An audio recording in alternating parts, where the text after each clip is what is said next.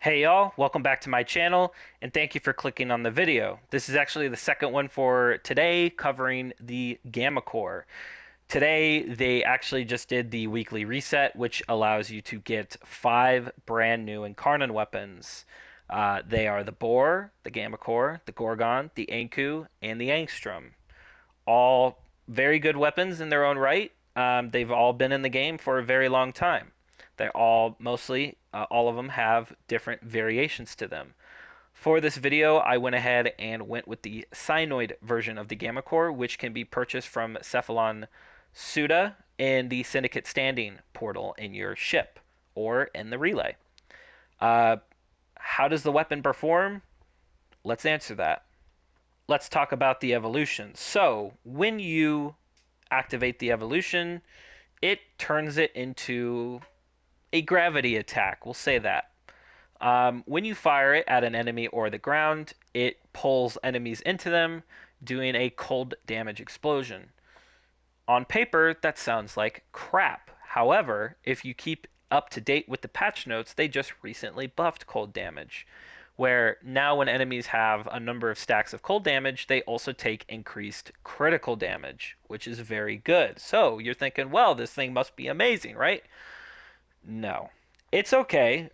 We'll get into it in a minute, but let's continue going through the evolutions. So, for the first one, every time you spend energy up to 50, it continues to stack your damage up to plus 20. However, it only lasts for 10 seconds. So, it might be a good idea to run this with a frame that is ability heavy. That's for the first evolution, or in this case, it says second. Now, the other evolution is I went with range because the other two are kind of whatever. It's about, holster reload speed. Nobody does that. I mean, if you want to do that, go run the Vasto or something. It's a beam weapon. Go with the plus range. And then for this one, it is a status heavy weapon. So it already has more status than crit. So I went with the crit chance and critical damage multiplier, much like the Boar. So here are the stats. Now it comes with a base magnetic. Now I have corrosive on mine because on my normal build I have um, electricity in my Riven. However, in the build we can talk about both viral and my current build here. But these are the stats. When you activate the Incarnate mode, it gains impact and it also gains blast and it also gains cold. So you are basically converting this beam weapon into a primer that pulls enemies in. So I think they turn this weapon into a more utility based weapon than a damage dealing weapon, which could be good for a number of reasons depending on what you're doing inside of your build. Now let's talk about the actual build now. It's pretty generic, pretty much the same stuff.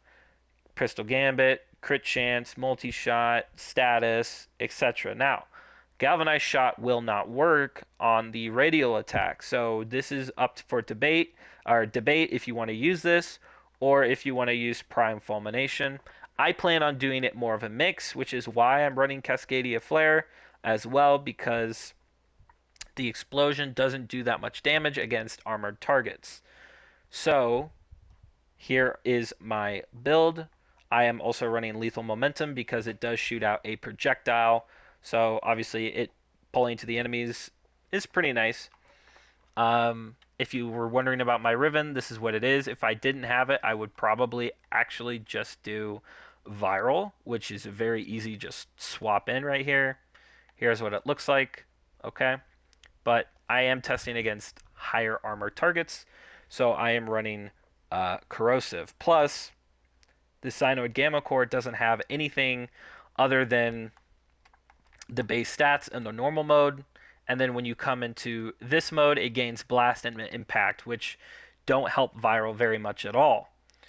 In fact, it's not good at all actually. So I'm going to go ahead and put the Riven back on just to kind of show you exactly how it performs.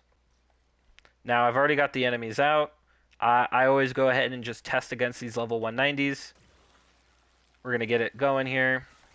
Obviously, once I get the Cascadia Flare going. It actually does pretty decent damage to them.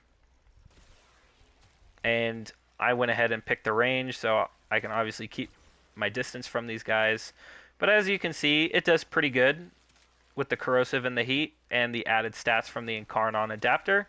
Not too shabby. Now, if I go ahead and activate the Incarnon mode, here's what it looks like. Pulls them in and primes them up. Makes them very slow, gives them about 4 stacks each of cold, but it doesn't last that long because I don't have any status duration. But if you were to activate it and then switch to a different weapon, well, now you're increasing your critical damage significantly. Could be a hot swap, and you pull them in. Now, if you're wondering about this boar build here, go watch my boar video. I just uploaded it before this one. But as you can see, it is a more utility-based alt-fire than an actual, I need to use this weapon for its alt-fire. It doesn't do that much damage against these guys because of how heavily armored they are. However, if I were to, strip their armor or use like a weaker enemy, for example, like let's say we go to the Infested or something. Let's pick a charger. Not too crazy. How do we do? Pulls them in. Kills them. Not bad, right?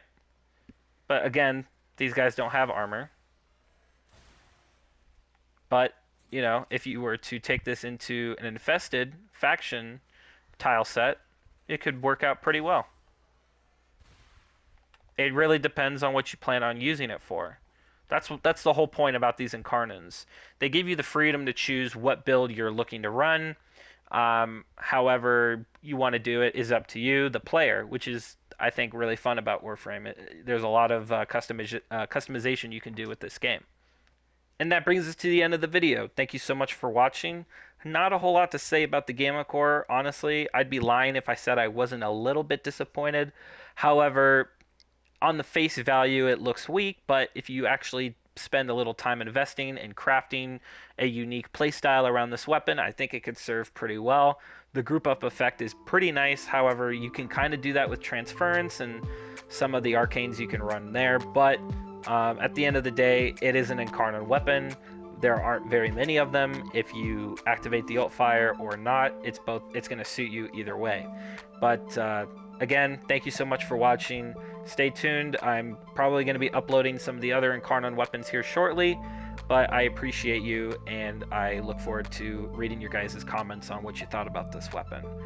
Until next time, peace out.